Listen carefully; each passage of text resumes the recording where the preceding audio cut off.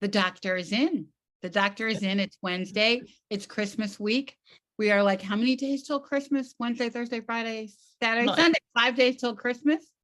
And we have an amazing, lovely, beautiful guest today that I recently met in London. And Dr. Mo may come on. She's a kind of still seeing patients, but I wanted to introduce you to our beautiful Victoria Ekanoye. Hi.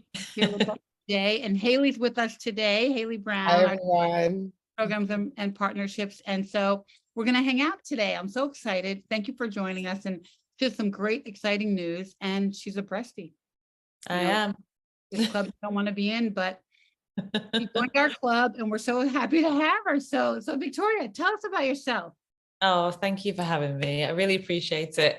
Especially as you say, it's Christmas week and we're all just scrambling to get the presents bought because my good, I've barely started. We spoke about it on numerous occasions. We have so much to buy, so much to buy. Anyway, few days. Yeah. But we have to fly into Manchester. So we live in Nice. Near Nice in the south of France, but we're from Manchester. So we're going to be traveling over there with our little boy, Theo, who's going to be 2 in January. And going and having magical for him. This is a great Christmas for him, right? It really is. We can't wait. But yes, so I am a Brestie. I am yesterday a year out of surgery. Wow. Yeah. Blessings. Yes. I thankfully have not had to have chemotherapy or radiotherapy. It was a double mastectomy with reconstruction. They removed 7 lymph nodes from my left armpit as well, and it's been a hell of a ride, a real roller coaster. And I think the main thing, which obviously when I explain everything, the main thing that is kept coming back for me is just to go with my gut.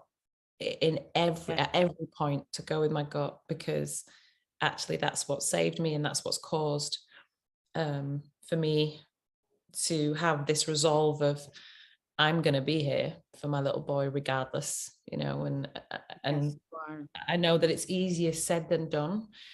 It can be very not just lonely but quite overwhelming, the prospect of just not being around anymore.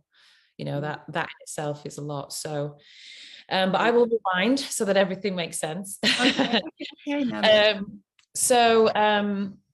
My son was 6 months old and I found a lump in my left breast whilst I was breastfeeding him. My mum had breast cancer when she was 41. Wow. So, yeah, and I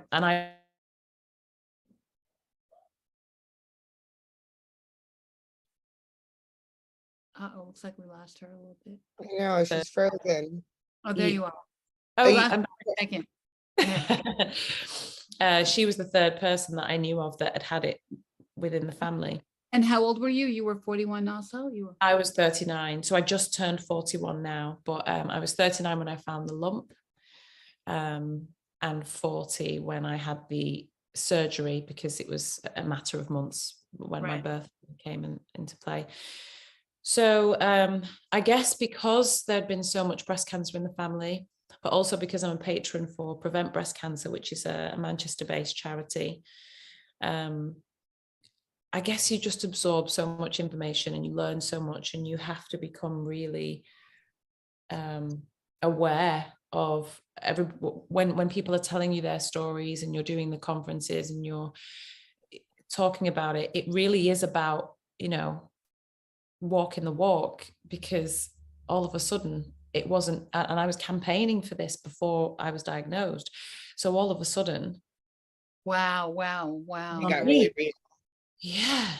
And I was like, oh, because I don't know, I guess I'm the oldest grandchild. And that really hit me, that does this mean our generation now is gonna fall to this as well? Because there were 3 in the one before and 2 the one before that. So I just had it in my head that no matter what, I had to get a real answer about this, because actually when I found that lump, I went to have a private scan. They told me I was fine. I didn't feel comfortable with it because that didn't feel fine. And it was quite alarming as well, because I was breastfeeding, and, you know, there are a million changes that you go through, whether it's psychological, chemically, you know, hormonal, everything. So naturally, when you just had a baby, whether you're breastfeeding or not, you just assume those changes are down to all of the things that are going on. Yeah. Into your body. Right. You don't really think it can be anything else. And if it is, you'd be like, well, that'd be really horrible, rotten luck if that was the case. So I went for that first scan, but I think the stubbornness of the Ekanoye gene sent me back. I went back a week later and had a second scan. They told me I was fine. They actually said to me, continue to breastfeed your son until he's 1. And at this point, he was just coming up to 7 months. So continue to breastfeed him until he's 1. Stop for a month, and then come and see us so we can do a mammogram, just to be sure that we're right in thinking that you're fine. And it just felt like What? right? So are you telling me I'm okay, or am I not? Because if you're telling me I'm okay, why would I need to come back? Right. And if I need to come back, why are you waiting another 6 months? Why are you waiting another 6? Oh my gosh. Crazy. So I think it probably took me about 3 weeks, if I'm completely honest, because for me to go for the third opinion, because obviously, because I just had Theo, I hadn't worked towards the end of the pregnancy, and then from the point of him being born up until that point. And then I booked my first job after having him and flew to Guadeloupe, the Caribbean, to film. And so whilst I was there, I was kind of, you know, trying to focus on the job, but just mulling everything over and thinking, this just isn't sitting right. And about a week into being there, I've just felt another something, and I was like, what is this? And a second lump developed. Oh my gosh. Now, the thing that alarmed me the most is how quickly this was happening. And the reason why it was so, just because give a bit of context, because I know that usually it's kind of, you got to feel around for it. You got to, you know, when my breasts filled with milk, the lumps would protrude to the outer edges of the skin. So it was like my boy and him feeding from me was going, look, mama, you know, wow, it saved me 100%. And it makes me really emotional to talk about it, think about that specific moment, because it was such a precious thing for us, being able to breastfeed him, and having to stop was it was a lot.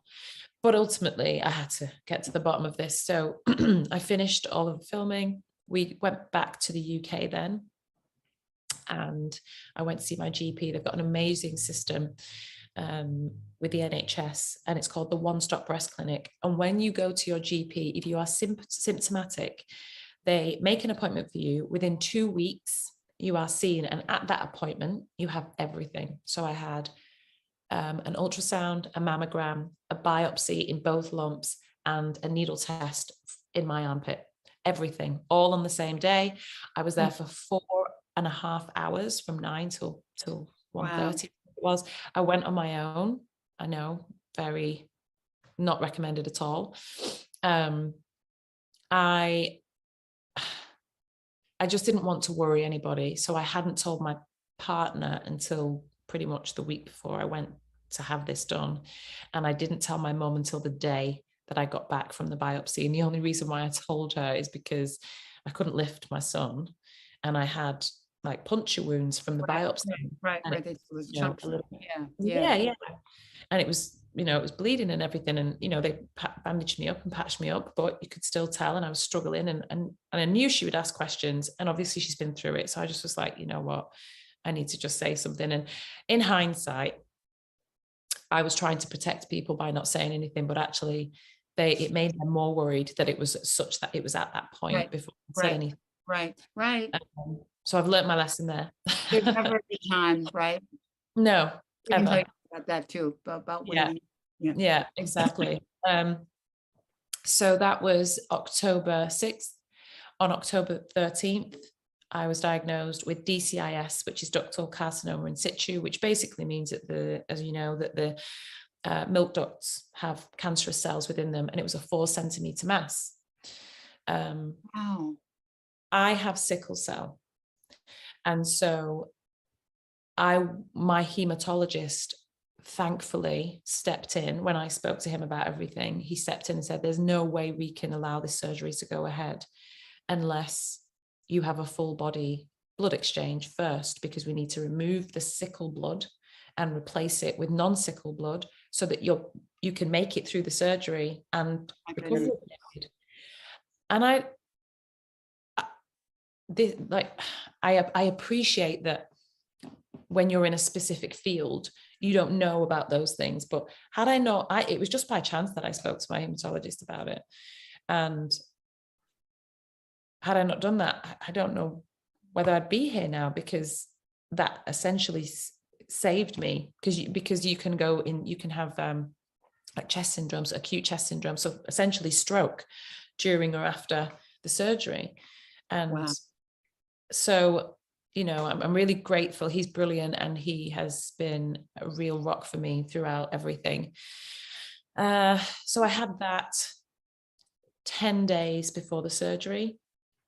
And then on the 17th of December, I had the double mastectomy, reconstruction, and the 7 lymph nodes removed.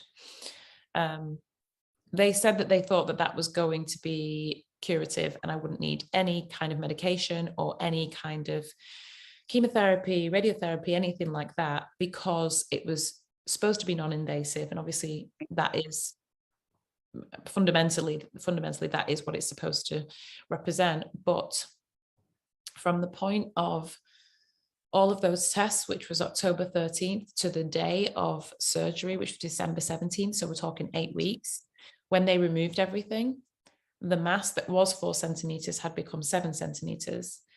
And they had found micrometastases in my armpit, in 2 of the lymph nodes, and microinvasion in the breast. But they didn't understand how it got there, because it didn't make sense. There was no, like, you know, it's like, I don't know, it was a 7 centimeter mass. There was no like leakage from any of these parts. They just found a small amount there. And then in my armpit as well. And so they were kind of baffled. They actually sent my tissue off to the States at that point to try and get a little bit more information. So we had to wait another 2 weeks. It was a long waiting game. And then they came back and said, look, it's inconclusive. So we feel like a 2-pronged attack is the way we go forward. We need to, my type of breast cancer is estrogen receptor positive. So it feeds off estrogen. So that we need to do 2 things. One thing is to stop your body from producing the estrogen. Right. One thing is to stop the cancer cells from feeding off it. Right. So thankfully, no more surgery. Like I said, no chemotherapy, no radiotherapy. But I take 1 tablet a day of tamoxifen. I don't know if these have different names. Yeah, over that's what it is called here, tamoxifen. Yeah. I take 1 tablet a day of tamoxifen, and that's for the next 5 years. And I take an injection of goserelin, which is Zoladex. Yep, that's every month, again for the next 5 years. And that will turn my ovaries off so that my body doesn't produce the estrogen. So, I mean, the menopause isn't great, as many women know, and it's an induced menopause. So if by the time I'm finished, after the 5 years of taking the medication, my body wasn't going to naturally do it, then I will end up going through it again anyway. Right. But it's a small price to pay to be here. Right. And it's better than the alternative. Wow. Right, so go back for a minute, on a couple, right? Really? I know. So you have sickle cell, full-blown sickle cell. I do. So there's 2 obviously the sickle cell trait, which everybody knows about, and then the sickle cell anemia. So you can have HBSS, which is like the really debilitating for most people, and you can have HBSC, which is still the full-blown condition, but a milder version and just more manageable on a day-to-day basis, which is what I have. My father had the full, my mum was a carrier, and so I had a combination of the two. It's what my Wow. father passed away from, actually. So I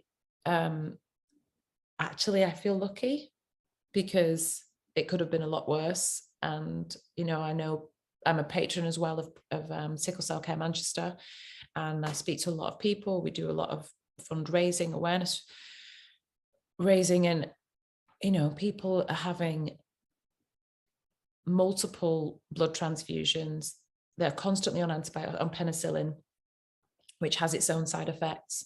They can have amputations. It leads to multiple organ failure, and eventually can be fatal at that, you know, at that end of the spectrum. So as much as it's, you know, pain in the backside to have it, and it has caused problems along the way, I feel really lucky that I don't have it at that level. Right. So, Right. And so did you get genetic testing? yes. So we don't have the BRCA gene Right. in our family, which is what everybody was tested for when my mum had it and her sister had it. So my mum was 41, her sister was 39. And then it was also their maternal aunt and cousin. So it was like, and everybody was between the ages of 39 and 44. Wow. I've just no heard so many stories now in which, like, my family, my mother, I people know watching Ricky's my mom, but my mom and grandmother had breast cancer, and yet my mom did not have the gene. It just makes you think that there's some other something else. gene that we don't know, you know. I was convinced that there's got to be something. It doesn't make sense. There's got to be something, because we also live very different, very, very different lifestyles. So I was like, it can't be a lifestyle thing, which I know can make a difference. Right. Yeah. I was fully plant-based beforehand. I was, you know, I barely drank. I was working out. I really tried to look after my body, and had to, because of the sickle cell. I had to. And not that those, you know, if you don't do those things, then you end up with cancer, but you hope that you look after yourself, and, you know, you'll escape it.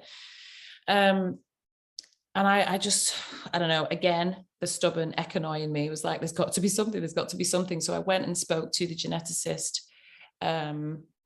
who is a part of the hospital where I had the surgery, the Nightingale Centre in Wythenshawe in the UK. And they have tested, and it turns out I have a mutation of ATM.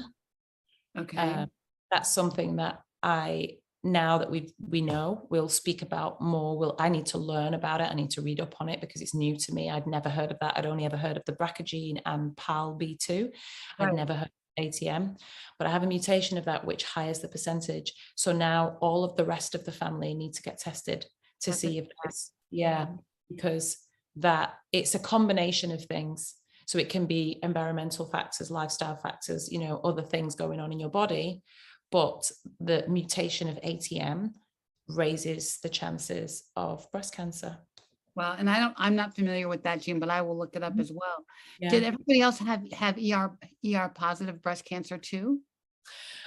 So my mom, yes, and her sister, but I don't know about the others, because they passed before I was even born, and we didn't know a lot about it. And also, in fact, people didn't talk then. It was very taboo, you know.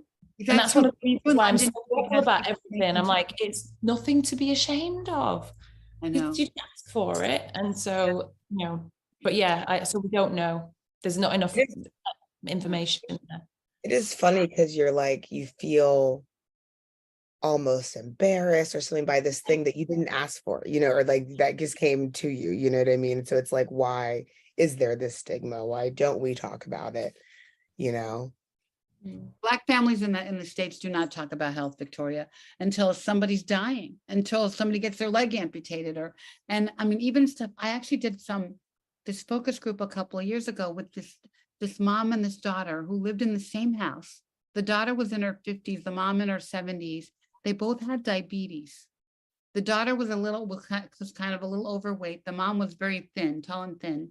Yeah. And so they never talked about the fact that they both had diabetes. They went to different doctors, different stuff. They took different medications and they never talked about it. And they ate dinner together every day. It was the craziest thing. And I felt like I was there to interview them.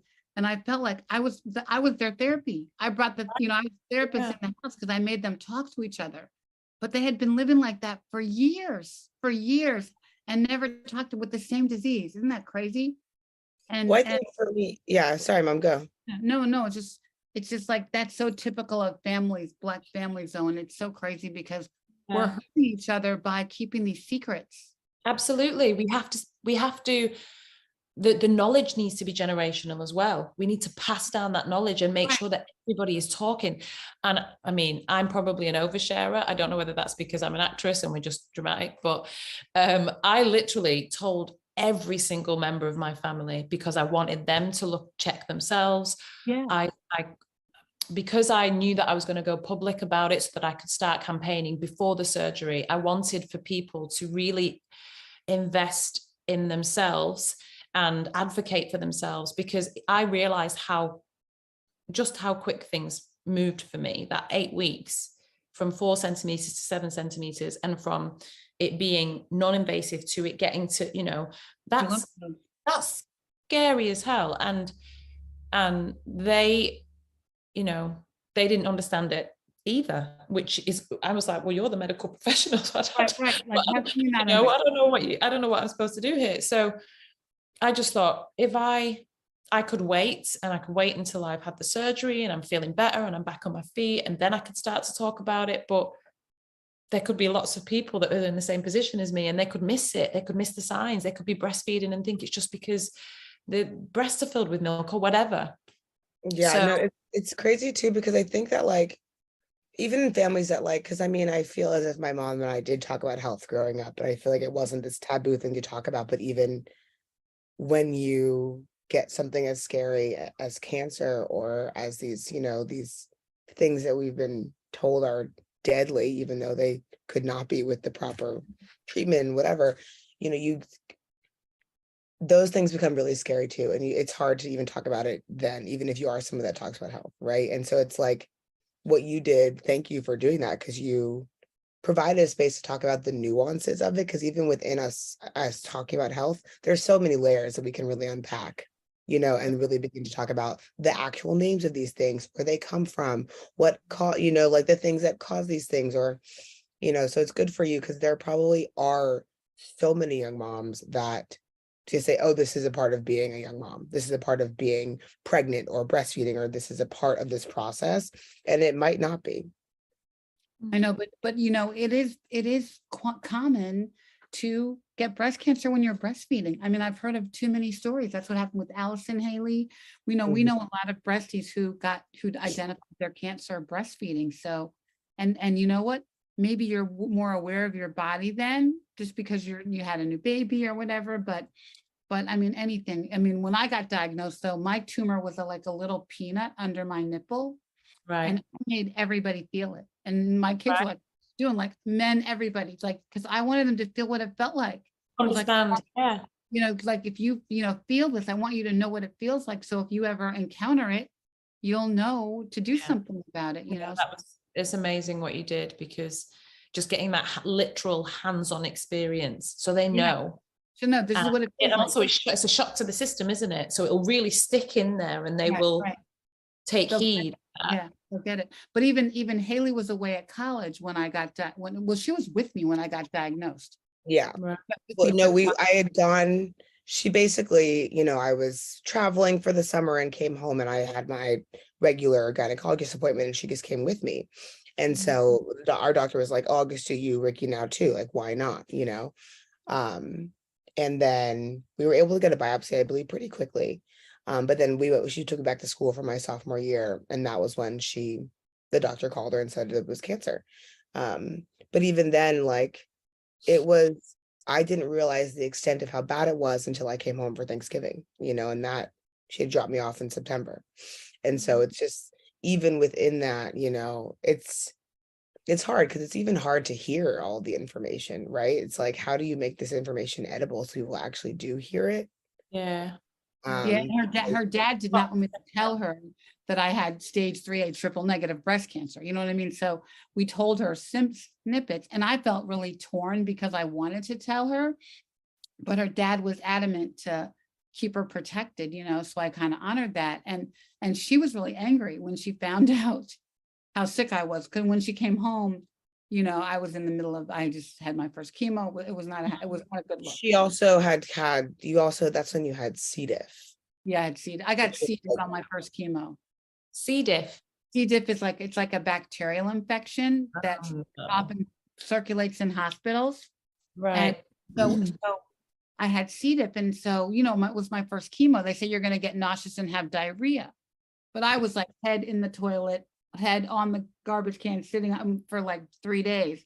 But it was And- another moment in which had she just assumed that this was chemo and this was Right. regular, right? didn't know it was. She did assume that it was regular. This is just Yeah. how bad it was, right? And so you don't even know how to advocate for yourself when you're just like, oh, this just seems like this thing they told me it's gonna be this bad, you know? Everything that happened. Yeah. Right. And finally, a nurse friend came over, a good friend of ours, and she's like, no, Ricky, this is not chemo. We need to go to the hospital. I got hospitalized for a day because, you know, but anyway, so it's all good. But gosh, you know, you're so young, and your mom got it so young. How old is your mom now, Toria? Just turned 60. Okay. So blessed. But you know, I mean, you have such an amazing platform to be able to do this advocacy work. So we're so grateful to have you. But tell people what you do. Like, and you got your movie. They need to watch it now. It's a Christmas movie. It's so great. I love it. It is. So I'm an actress, I'm a singer. At the moment, Beautiful. I have, thank you. I have a song and a movie out, incidentally. That was not my intention for them to, but they both came out on the same day, but you know, that's how it moved. So the movie is Christmas in Paradise. It's a holiday film. It's festive, it's fun, it's heartwarming, it's sad in parts, but it was quite cathartic, actually. It's about cancer. Yeah. And it was like kind of in the same way that, you know, breastfeeding Theo, having Theo, my son, I feel saved me.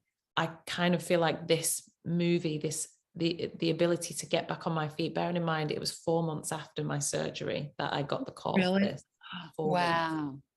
And I was like, oh my God, I'm not ready. I can't do this. I need to like take it. People take years off when they've had cancer. What am I doing? And just, especially with a young child as well, I just was so convinced that it was the craziest idea in the world. No, God brought that to you. This was a God thing. I was like, what? God thing. How do I not take this job? How do I not do this? And yeah, I flew out to, it's a beautiful island called Nevis, which is next to St. Kitts, right, in the Caribbean. I had the time of my life. We were there for 3.5 weeks, which actually was really tough because I was away from my son, and that's the longest I've been away from him. But I knew that my partner was with him, my partner's mom, he had his favorites around him, and I FaceTimed him every day, and we sang and played, but it was therapeutic for me to do what I did before the craziness, before the, if I'm honest, before the onslaught of COVID, pregnancy, COVID, baby, COVID, cancer. I was gonna say, it's like not even just the cancer, like like giant life transitions happened, and I didn't even consider COVID to be one of them, but it is. Yeah. But like, it was just all like, who are you in this world now? You know what I mean? It was probably so refreshing. I was quite ashamed to say it at the time, but now I'm like, absolutely, I needed the autonomy. I needed to feel like me again, just me, just Vic, just Victoria, just V, whatever, just me, not a partner, not a mom, not a cancer victim, not a sickle cell victim, not just me, and doing what I feel I do well, or doing what I love, throwing my creative self into something. And it was quick, very fast after the surgery, but I felt ready. I just felt like I shouldn't feel ready. Yeah. And it was amazing. And it's a wonderful cast. It's Elizabeth Hurley, Billy Ray Cyrus, and Kelsey Grammer, who lead the cast. And then there's myself, Natalie Cox, and Naomi Frederick. And it was just a dream to film. And it's out now, so you've got to go see it, everybody. Yeah, no, you know, Where should we go see it? it's on demand. I watched it on demand. I'm not sure if it was It's Amazon Prime, Apple TV, Google Play, Sky, bunch of places. It actually came in selected theaters around the US before that. okay. And then went out on demand, so people can watch it hopefully on Christmas Day if they feel to. Yeah, it's a good Christmas wrapping movie, you know. Yeah. When you're Yeah. wrapping presents. That's what I'm doing tonight. So Yeah, please do.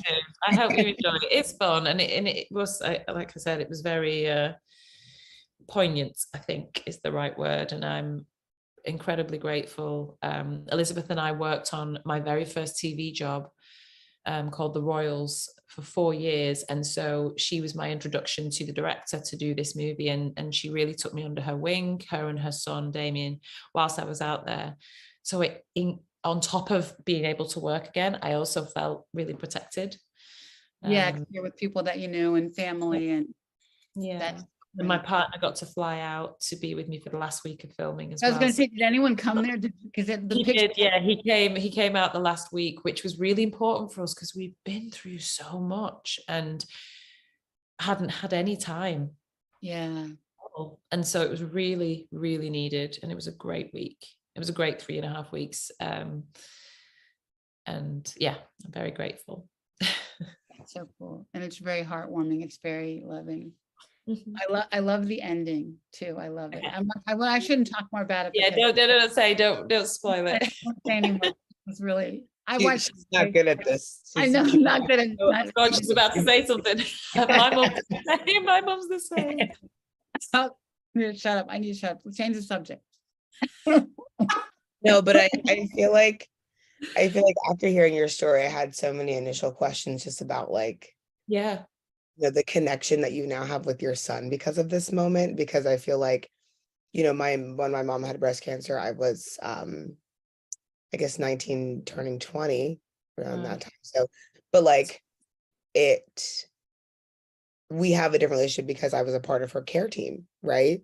She was my caregiver. She took a semester off from college and came home and nice, really? In a unique way, Theo's a part of your care team. You know what I mean? Like he's a part of your experience in that way, I guess, in such a different way. So I guess loved hearing that part of the story, really. Yeah, he really is. And he has been, I think, because I mean, I was supposed to shield and socially distance myself at the very first lockdown. And that's when we got pregnant. So when I spoke to my hematologist, he was like, you weren't really listening to our guidelines. He's like, no, sorry. But yeah, we conceived Theo in the very first lockdown, and we were together for 4 months solid, and I didn't see anybody else because I was staying indoors and trying to stay as safe as possible. Yeah. And so when we found out that we were having him, and then after, the 12-week period where you kind of want to be as safe as possible and not tell anybody, when we were actually able to A, fly back to England, and B, tell our friends and family, for everybody, it was just like the light at the end of the tunnel, because we didn't know how long COVID was going to keep us indoors. We didn't know how long these lockdowns were going to last, but we had him to focus on, think about. And so he's just been, and even now he continues to be our guiding light, and he's just the best. He's so funny and so clever. It's so fun. About how smart he is. I love it. Don't you love it?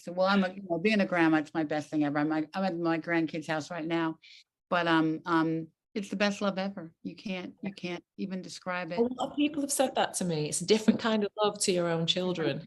It is different. And I love my children. I love you, Haley. And It's okay. Grandma and I are also very close. So Yeah. Yeah. It's a grandma thing. No, we took all 3 girls to Radio City this weekend. So that was just so they've been kicking as they've been playing Rockettes ever since. Yeah, amazing. Fun. So all right, so tell me about the music. The music. So gosh, I've been singing since before I was acting, really. I've been singing since I was about 4, but professionally I started in The Lion King in the West End. And yeah, in 2007. So that was my introduction to the industry, was that was my first job. How old were you? Early 20s. And my goodness, it was 8 shows a week. My voice was like, huh? Like, again? It wasn't prepared at all for it, and I wasn't prepared for it. So really, if I'm honest, I think that was my training really in the industry. The most incredible show. Have you seen it? Yeah. So many. That was one of her favorites as a child, and that's something the girls again, Haley too, is going to. Yeah, no, we're big musical people, so we definitely make sure to see all of the ones we can.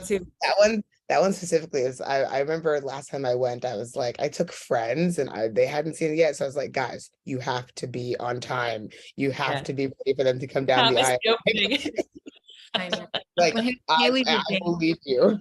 Yeah. Haley's a dancer, so I've been a dance mom. You know, I spent my whole life walking around sewing toe shoes. Oh, wow. Yeah, which eventually turned into professional hip hop, but like. Nice, really. I've never been afraid of the stage. I love that. I'd love to see you. You have to send me some videos or go the right direction.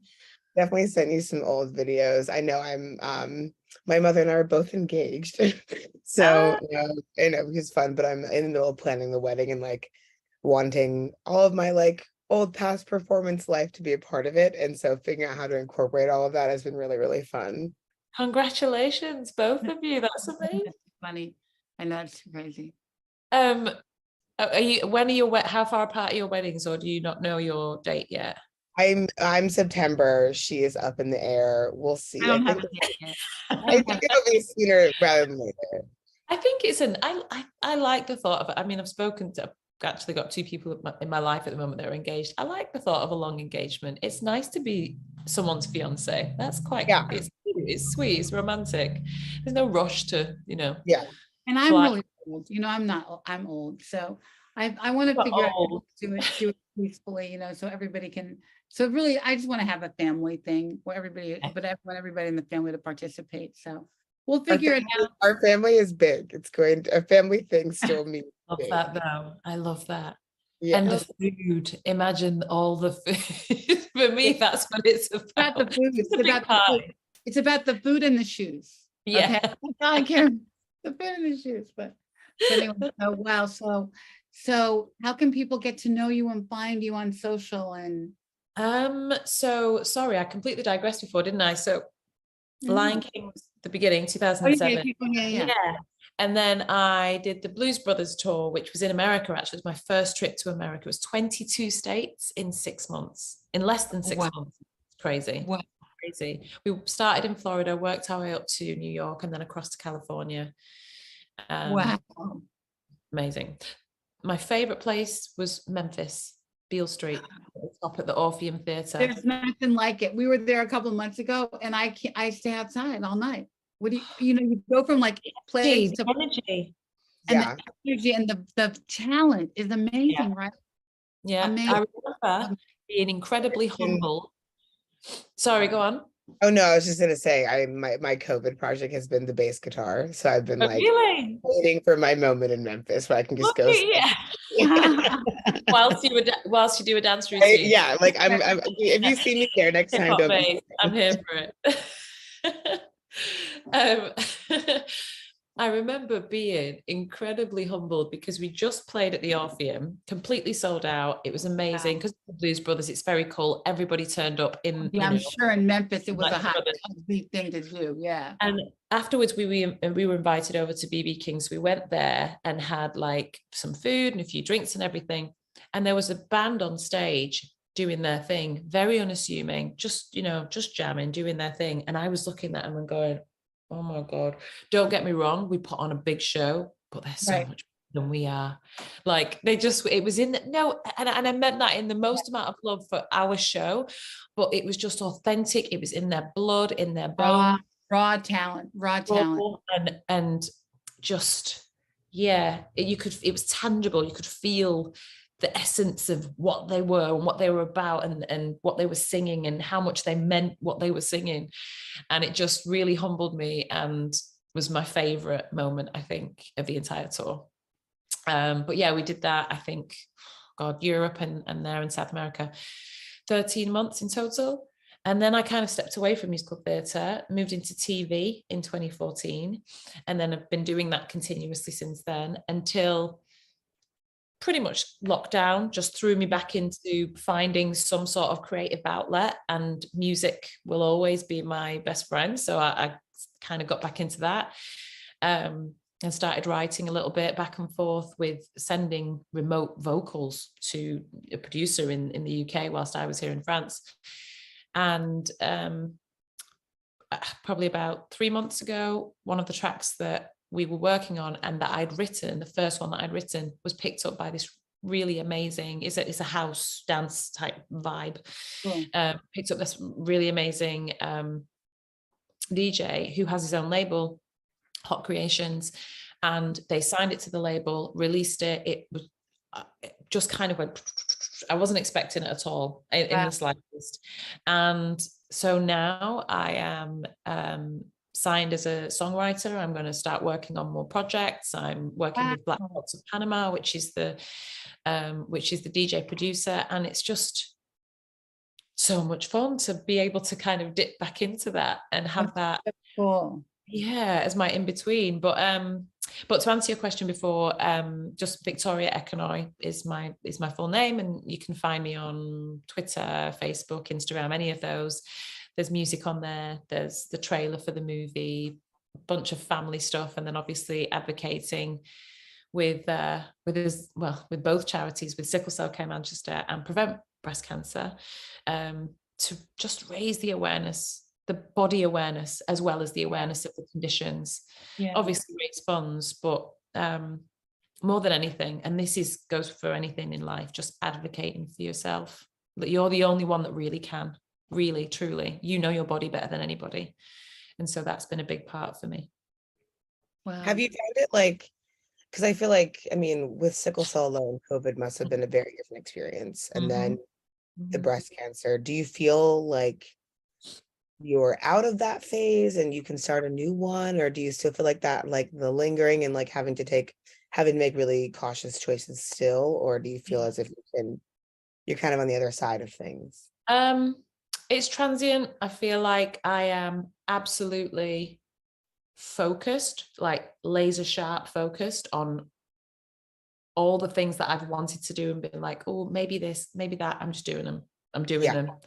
I'm doing them 100%. There's no way, two ways about it. Just creating opportunities to be able to put things in place for and with my family. That side of things, if anything, it lit a fire in my belly. So it's spurred me on. My friend said the most amazing thing to me. I was performing at a place in London, and he came to watch the show, and he came up to see me after the show, and he was crying. And I was like, are you okay? And I thought something really bad had happened. And he's like, I'm just so proud of you. And I was like, why? He goes, because you didn't even break stride. And it didn't feel like that at all. It didn't feel like that. But he said, everybody is like, what is she doing? And it doesn't feel that way in my mind, because, you know, it's just constantly just everything, baby, cancer, COVID, the medication, the menopause, the sickle cell. It's just a constant, there's so much going on that I'm constantly like, Just And you're like, what's in another this thing? place, I in can't another even place. figure out which thing this goes to. Yeah, but I'm literally just going, and it doesn't, in my mind, I'm not thinking of it as, it physically stopped me for a while because I had to get better from the surgery and be smart about, not doing too much too soon. But it was an irritant. It was an irritant. It was annoying me that it was in my way. That's how I felt. I think if I'm completely honest, my family and friends have been and still are the reason why I feel the way I do about it, the way I have been able to just hit the ground running.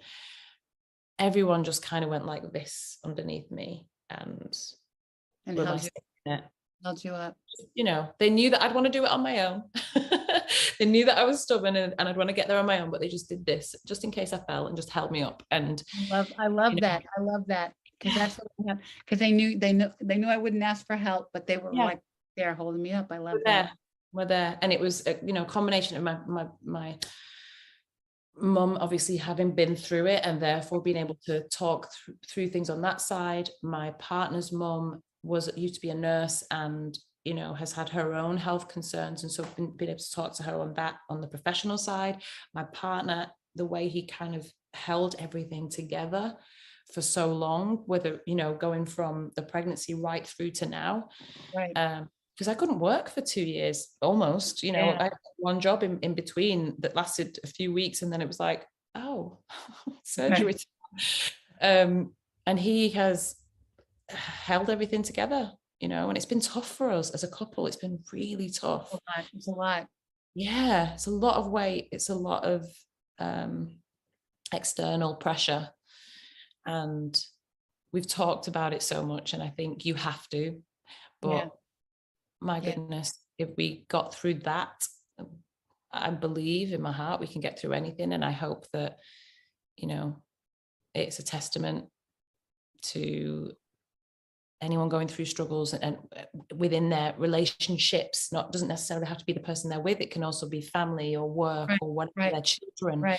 Guilt that they might feel for burdening them with having cancer. I felt guilty that it was keeping, because obviously our home and my partner's company is here in France, but I had the surgery and the baby in England. And so Johnny, my partner, was like traveling back and forth every 2 weeks or so, missing so much of his son's development at such a young age, not being there and being able to do anything really for me because, it was just a case of recovery. But at the same time, being here and keeping things going and running his company, and it's just been crazy. It's been a crazy, crazy time. And I think adversity is the biggest test. And if you come out the other end, you can pretty much throw anything. You can do anything. You can do anything. You can do anything. Yeah, absolutely. I do feel like well, with my mom, like after the journey, it was like everything's cake now. You know what I mean? Like, yeah. Bring it on. Bring it on. Bring it. Bring it. Yeah. Exactly. I'm not even, this is the bad thing, and I shouldn't think about it this way because it's still incredibly serious, but I don't fear COVID anymore. I did before. Right. I'm like, okay, I've had it. In fact, I got COVID 2 weeks after the surgery. We all did in the household because everyone was being so careful and everybody was testing. Anybody that wanted to visit, nobody came to see us for 2 weeks after the surgery. And then the first visitors, they had it, they tested that morning, but it just came up negative. They didn't have any symptoms and we all got COVID. So if I can get through it 2 weeks after surgery, right. Oh my God, yeah. Bring it on. But I think that's the case for everybody. We're always stronger than we think we are, physically and mentally. But also it's about your tribe. It's about who you've got in your life. My mom's point is always like, I just have more work to do, similar to you thinking like I was in public. She was like, I just have more work to do. Like this is where this journey ends. And just so I feel like, you have not only your platform, like your platform is your platform, but like you have a reason behind why you use your platform. You know what I mean? You have the why. Yeah. And Purpose. You have your purpose now. Wow. yeah, Wow. you know, I feel like that's exciting for you to like you have work to do in terms of like letting everybody. I do. I do. And we're going to work Yeah, together. and you already are. Yeah. What's the song called so people can look for it? Nobody But You. You. Yeah. All right. So, but the thing is, because I wasn't sure what I was going to do with this music, I was kind of doing it, like I said, on a therapeutic level. I wrote under a pseudonym, Bisi, Bisi, because my first name is Adebisi, which is Nigerian. And so I wrote under Bisi. Already found it. When you look for I'm dead. Play it to the world. It's fun. It's kind of a summer club banger. So it's not the kind of, Christmassy, but I'm like, let's live, feel the love, have the joy, play it at the Christmas parties. That's what we're doing anyway. It's on my playlist. I listen to it all the time because I'm proud of it. It came at an important part of my life. I can't wait to dance to it. So also, Victoria, we've sort of coaxed her into helping us launch this new campaign we're going to launch in January. We're going to keep it a secret. It's been Haley's baby that she's birthing, and but talking to young women because we have to do that. We have to be aware and know our bodies and know her stories. And you did all of the things. Yeah. Talk about, right? So much of the campaign is about making this not scary and making these things that seem taboo not taboo. Yeah, right? yeah. We want them to talk about their boobs. We want them to talk about it with their moms, with their. Well, we're targeting the 18-35-year-old because that woman has moms and daughters, and so we want them to really start opening these conversations, talking about their shared breast health history. Because like your situation, again, it's so important for you to know that, because if someone gets said, oh, you don't have a gene, you're fine. It's like, no, but you needed to get checked as often as somebody with a gene, And so, and we also just want, checking your girls be this really fun thing that you do, or your partner does for you. Absolutely. However it gets done, it gets done, Get it done. Right. And you had to advocate for yourself, which is a whole nother thing, saying, wait a minute, I know my body. This isn't right to me. Like, what are we going to do? Yeah, let's fix it. So all the things. So we're so excited for more to come with our beautiful Victoria. We're so excited with us today. Thank you so much. Thank you for having me. It's been a pleasure. And next time we're doing this in Nice, okay? Because Haley and I can get on a plane and come to France. Yeah. It's the most beautiful, honestly. Please do. And you can drive to Florence in 3 hours from where we are. You can make it a little trip, do a little bit of France, a little bit of Italy. I think we need to do an event there. So let's work on that. Yes. Okay. I'm here for that. Everybody have a merry. I have to put my other hat on. You've seen my stupid hats. What's this one? I love this. The earrings. Have a hat show, like winter. Usually at the Grammys or the Globe or whatever awards it is, people are having like dress changes and things. Exactly. I have my dress change. But everybody have a merry Christmas, Have a good time with your families and friends. And we'll be here next week. Talking about faith and fear can't live in the same house. So stay with us. But Brestie love, we hope this was reliable and real and relatable, as Mo would say. And we'll see you next week. Brestie love, the doctor is in. Thank you. Thank you so much.